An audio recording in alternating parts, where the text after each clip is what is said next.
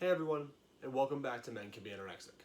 My name is Connor, and for the first video of 2020, I'd like to talk about New Year's resolutions. More specifically, I'd like to talk about resolutions related to weight loss and how toxic and misguided they can be. But as always, before I say more, a trigger warning for anyone going through or recovering from anorexia, just because I might say some stuff that could be triggering or upsetting, and the last thing I want to do is put anyone in a bad place. To shake things up a bit at the beginning of this new year, let's start today's video with a quick history lesson. The month of January is named after the Roman deity Janus, god of beginnings, transitions, duality, and doorways. Somewhere around 46 BC, Julius Caesar decided that the first day of January should signify the beginning of a new year, which makes sense for a couple reasons, right? First and foremost, Janus is literally the god of beginnings. But more significantly, he's often depicted as having two faces, one looking backward, one looking forward. Accordingly, the Romans often thought of Janus as simultaneously looking back on the prior year and looking forward to the new year. To appease him, to ensure that the events of the new year would shake out in their favor, the Romans offered sacrifices in Janus' name and promised to be good people, whatever that means. In all likelihood, we can probably trace the origin of New Year's resolutions further back than ancient Rome. By no means were they the first people to appease a higher power in hopes of future health and bounty. Nevertheless, I'm going to stick with the Janus thing because we can give the Romans credit for specifying January 1st as an important day. Fast forward to today, and weight loss is easily one of the most common New Year's resolutions. Every holiday season, as the first day of January approaches, millions of people promise themselves that they're going to lose weight over the course of the following year. Every year, millions of people look themselves in the mirror and say, I'm going to be a better person next year by eating less and exercising more. Why? Well, obviously it's because the citizens of an ancient civilization thought it was in their best interest to appease the god of doorways. Let's harp on that for a second. People living decades before the birth of Jesus Christ coped with the uncertainty of the future by offering sacrifices to a mythical two-faced man. Now, more than 2 millennia later, citizens of the modern world carry on the spirit of that tradition by trying to make their waists smaller. Seems a little bit silly, doesn't it?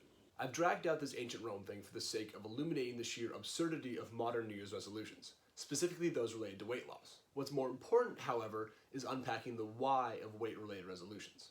Let's tackle that for the rest of the video. In general, to make a resolution is to decide to do or not do something, which in and of itself isn't inherently problematic. But let's think about New Year's resolutions in particular. The fact that we make these decisions at the beginning of a new year suggests that we're acting in response to something from the prior year. Remember, a key part of the original Janus myth is that he was at once looking backward and forward. If your New Year's resolution is to lose weight, that implies that your number one takeaway from an entire year of life on planet Earth is that your body is bigger than it should be. A year, as you probably know, is 365 days long. That's 365 days of going to work, talking to family, hanging out with friends, starting relationships, ending relationships, reading books, watching movies, discovering new music, laughing, crying, showering, and having sex. For better or for worse, each of us learns several lessons over the course of the average year. Even if you lead a relatively boring existence, defined primarily by plans and patterns and routines, it's inevitable that you'll find yourself in some uniquely formative situations. Although one single year in a life that's expected to last somewhere around 3/4 of a century is mathematically insignificant, you can undergo a tremendous amount of personal growth over the course of 365 days. And yet, as the first day of January approaches, millions of perfectly healthy people decide that the number one takeaway from an entire year of life on planet Earth is that they need to be thinner, that they need to occupy less space. More than anything, the arrival of a new year is a reminder of just how much we obsess over body size. And, in fairness, how can we not? In addition to working, drinking, reading, and all the other things we do throughout the year, we're consuming an endless barrage of messages that come together to communicate a simple but powerful message. Your size determines your value. Your value, in turn, determines how you're perceived and treated by the people around you. Even the most introverted among us are hardwired to seek the acceptance of others. And when your likelihood of acceptance is attached to your value, and your value is attached to your size, it's no wonder that so many people settle on weight loss as their New Year's resolutions. The solution to this problem is not to give up on improving ourselves entirely. The solution is to stop thinking of weight loss as a means of self-improvement. And I think I will leave it on that note for today.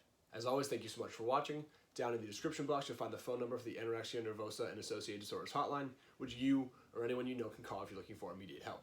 Thank you so much, and keep your eye out for the next video.